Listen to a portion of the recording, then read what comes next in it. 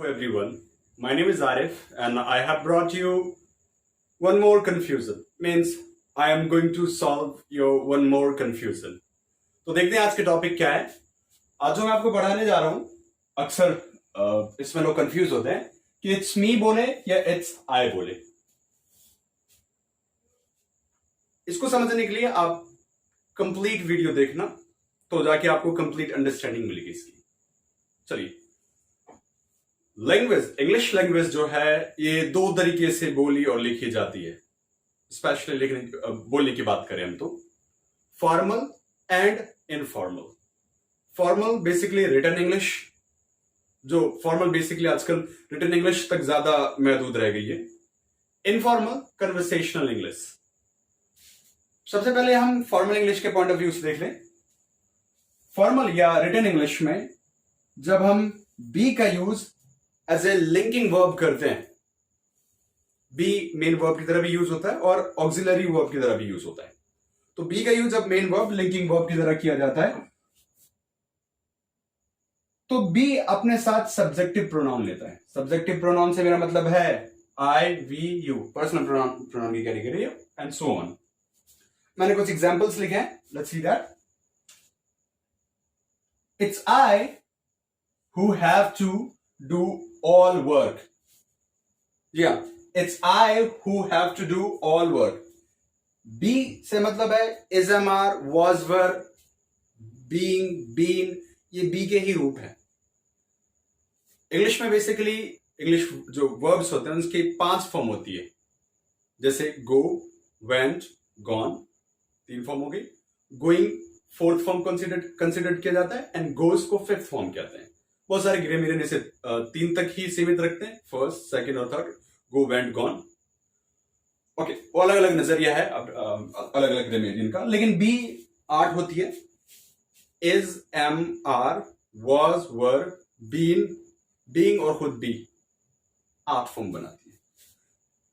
So when I से B, I mean to से is, am, are, was, वर, ये सब इसी में आते हैं। तो बी, इट इज, इट्स एक ही बात है, शॉर्ट फॉर्म में कॉन्ट्रैक्टेड फॉर्म है ये इट इज का। इट इज आई लिखा जाता है फॉर्मल इंग्लिश की बात करें जहां तक हम। अगर आप एसएससी जैसे एग्जाम्स के एस्पिरेंट है, आपको फॉर्मल इंग्लिश ही फॉलो करनी है, रिटन इंग्लिश में यही फॉलो की जाएगी। इवन अगर आप स्टूडेंट है, एग्जाम्स दे रहे हैं, सो एग्जाम्स में फॉर्मल इंग्लिश ही फॉलो की जाती है। हमारी कंट्री में तो बिल्कुल की जाती है formal British English. So it is आई, फिर बीच में मैंने हु का यूज किया है। हु को इंग्लिश में रिलेटिव प्रोनाउन की तरह भी यूज किया जाता है, तो ये यहाँ पे रिलेटिव प्रोनाउन है। और रिलेटिव प्रोनाउन की एक खासियत है कि रिलेटिव प्रोनाउन के बाद जो वर्ब आता है वो डिपेंड करता है उसके एंटीसीडेंट पे। एंटीसीडेंट से मतलब मेरा मतलब है जो उससे पहले आया हुआ नाउन या प्रोनाउन है। सो एज यहाँ पे जो सब्जेक्ट है हमारा वो आई है, तो इस आई के अकॉर्डिंग यहाँ पे हैव का यूज किया जाएगा। जी हाँ, मैं आगे क्लियर करूंगा इनफॉर्मल तरीका भी। तो आई एंटीसीडेंट है हु का, इस वजह से यहाँ पे हैव आया। So it is I who have to do all work. मैं ही हूं जिसे सारे काम करने पड़ते हैं। हालांकि हम सारे काम कहते हैं प्लूरल सेंस में यूज कर लेते हैं, लेकिन वर्क इंग्लिश में सिंगुलर ही माना जाता है। मतलब हम वर्क का वर्क्स नहीं बनाते। वर्क्स लिटरेरी सेंस में होता है। वर्क्स अगर किसी राइटर के वर्क्स की बात करें तो उनकी लिटरेचर वाले सेंस में तो वर्क्स हो जाता है, लेकिन जब हम नॉर्मल काम की बात करते हैं तो वर्क ही यूज करते हैं। इन्हें हम किसी सेपरेट वीडियो में पढ़ेंगे। दूसरा एग्जांपल है it was she who came yesterday. अरे ये वही है जो कल आई थी, ना कि it is her. Formal English की बात कर रहा हूं मैं। तीसरा सेंटेंस है it is he who can do it. भाई यही बंदा है जो इस काम को कर सकता है। फॉर्मल इंग्लिश में बी अपने बाद सब्जेक्टिव प्रोनाउन लेकर इस बात की गांठ बांध लेना। अगर आप एग्जाम दे रहे हैं जहां पे इंग्लिश आपकी जज की जाएगी ग्रामेटिकल बेस पे, आपको फॉर्मल इंग्लिश ही यूज करनी चाहिए। यूज पढ़ते हुए आप सोच रहे होंगे कि हमने तो इट्स मी सुना है, इट्स हिम सुना है, इट्स हर सुना है। तो मैं बता दूं आपने बिल्कुल सही सुना है, क्योंकि इनफॉर्मल या ये कह लें कि कन्वर्सेशनल इंग्लिश में ऑब्जेक्टिव प्रोनाउन का ही यूज किया जाता है। इट्स मी कहना बोलचाल की भाषा में बिल्कुल कॉमन है, नेटिव स्पीकर्स ऐसा बोलते हैं, आप भी फॉलो कर सकते हैं। So it's me who is your true friend कहना बिल्कुल जायज है।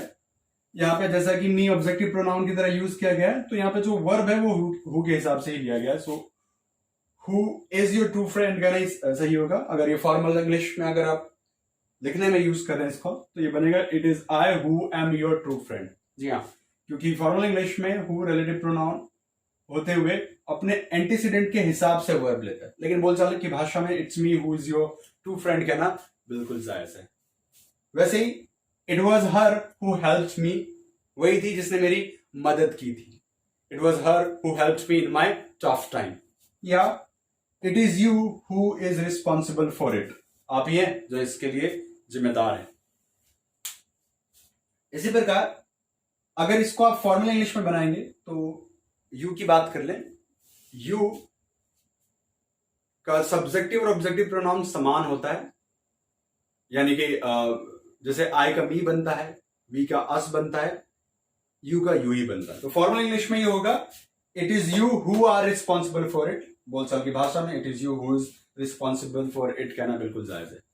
तो मोटे मोटे तौर पे बात यह है कि अगर आप रिटन इंग्लिश का प्रयोग कर रहे हैं, एग्जाम्स के लिए लिख रहे हैं, तो आप फॉर्मल इंग्लिश को फॉलो करें। बोलचाल की भाषा में इनफॉर्मल इट्स मी कहना बिल्कुल जायज होगा, क्योंकि बोलचाल की भाषा में बहुत सारी जगहों पे फॉर्मल इंग्लिश को क्रॉस किया जाता है। फॉर्मल इंग्लिश का अपना एक कैनन है, अपना एक दायरा है, उस दायरे के हिसाब से चीजें लिखी जाती है। उसमें इनफॉर्मल इंग्लिश को नहीं मिक्स किया जाता, क्योंकि इनफॉर्मल इंग्लिश बहुत सारी एम्बिग्यूटी पैदा करती है। एक बात को कि कई सारे मतलब निकल जाते हैं, इस वजह से उसका एक दायरा फिक्स है। जैसे मान लिया जाए कि अगर किसी फॉरेनर को हिंदी सीखनी है, तो क्या वो यूपी में जो हिंदी बोली जाती है वो सीखेगा, या जो बिहार में बोली जाती है वो सीखेगा? अब यूपी बिहार में देख लें, यहाँ पे भी लोकल डायलेक्ट्स कितने अलग है, कई तरीके से हिंदी बोली जाती है। मैथिली हिंदी, खड़ी बोली होती है, उसके अलावा भोजपुरी बोली जाती है। हम और आप एज ए स्टूडेंट, हम सबका हिंदी सीखने का जो एक दायरा रहा है वो एक कैनन के एक ग्रामर के अंडर में रहा है, सबने समान ही सीखा है। वही चीज इंग्लिश में भी फॉलो की जाती है। बोलचाल की भाषा में तो ये अलग होता है, लेकिन राइटिंग में समान है। आपको राइटिंग में फॉर्मल इंग्लिश का ही प्रयोग करना चाहिए। Thank you so much for watching. If you liked my video, please like and subscribe. It will motivate me to make more videos for you.